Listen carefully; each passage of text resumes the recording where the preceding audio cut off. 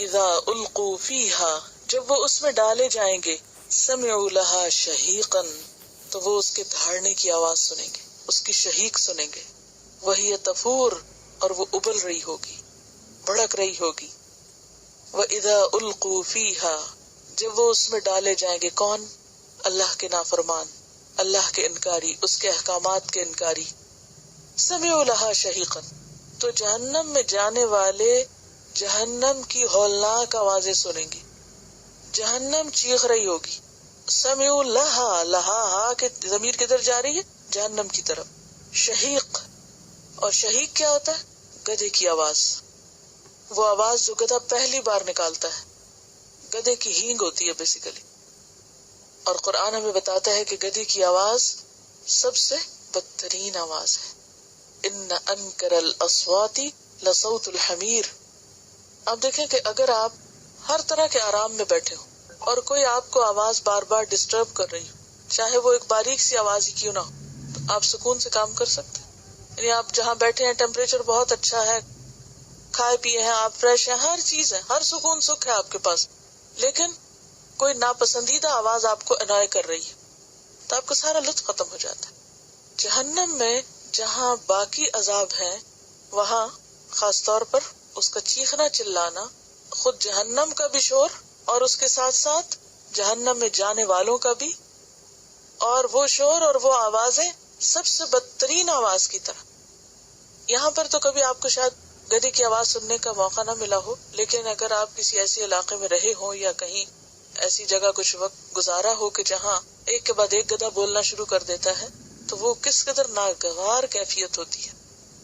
تو جہنم میں ایک طرف تو جلنا، پھر اس کا کھانا پینا بدترین، اور اس کی اسمیل اور اس کا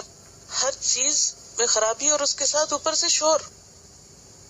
یعنی آوازیں کس طرح اریٹیٹ کرتی ہیں نا۔ اور اگر آپ خود تکلیف میں، مثلا اگر آپ کو سر درد ہو تو پھر آواز کیسی لگتی، اور بھی بری لگتی ہے نا۔ جب آپ بیمار ہوں تو آپ کو چھوٹی سی آواز بھی انتہائی تکلیف دیتی ہے، اور پھر کوئی کسی کو چپ کرانے والا نہیں، سب ہی شور کر رہے ہیں۔ اور اگر آپ نے کبھی مریضوں کے کراہنے کی آواز سنی ہو، یا پھر زخمیوں کے کراہنے کی آواز سنی ہو، یا پھر خوفزدہ انسان کی آواز سنی ہو، چیخنے چلانے کی،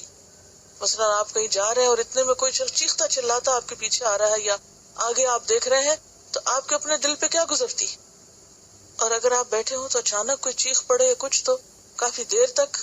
آپ کے اوپر اس کا اثر رہتا ہے کہ یہ کیا ہوا۔ اور بعض لوگ تو صرف شور سن کے ہارٹ اٹیک کا شکار ہو جاتے۔ آواز انسان کو کل بھی کر سکتی، اور کچھ آوازیں تو انسان کے لیے ناقابل برداشت ہوتی۔ یعنی ہر انسان کسی نہ کسی خاص چیز کی آواز سے ضرور متاثر ہوتا ہے۔ بعض لوگوں کو مثلا کاغذ پلٹنے کی آواز وہ بہت بری لگتی ہے، کسی کو برتن کٹکھٹانے کی، اسکریچز کی، برتن الٹا کر کے اگر کوئی اس کو گھسیٹے، جوتے گھسیٹ کر، یا کسی بورڈ پہ کوئی ناخن پھیر رہا ہو، یا بعض اوقات خاموشی میں بیٹھی ہوئی گھڑی کی ٹک ٹک، الارم کی آواز، اور خصوصاً جب آپ کو نیند آ رہی ہو، جب آپ تھکے ہوئے ہوں، اور جب آپ سمجھتے ہو کہ آپ کی بیماری سونے سے دور ہوگی اور تھکاوٹ سو کے دور ہوگی،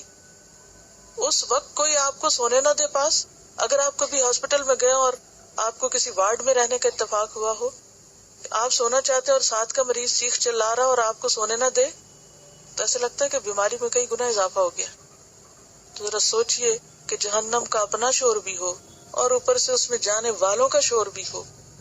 تو صرف نوائز پولوشن جو ہے وہی کافی بڑا عذاب ہے، وہی کافی بڑی سزا ہے۔ جیسے فارسٹ جلتے وقت جو ایک خاص قسم کی لکڑی کے جلنے کی اور کریک ہونے کی جو آوازیں ہوتی ہیں، اور اس میں سے چنگاریوں کے پھٹنے کی، اور ایک ہوتی ہے نا عام طرح کی چیخیں، اور ایک ہوتی ہے جب کوئی جل جائے یا کوئی کسی شدید تکلیف میں ہو، تو اس وقت جو چیخوں کے اندر جو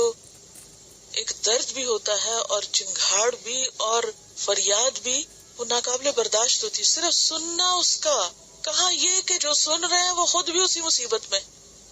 کیوں بار بار کہا کہ وقنا عذاب النار، ربنا آتنا فی الدنیا حسنۃ وفی الآخرۃ حسنۃ، صرف یہاں تک نہیں ہے دعا، وقنا عذاب النار۔ آگ کا جو عذاب ہے، آگ کی جو تکلیف ہے، وہ بدترین تکلیف ہے۔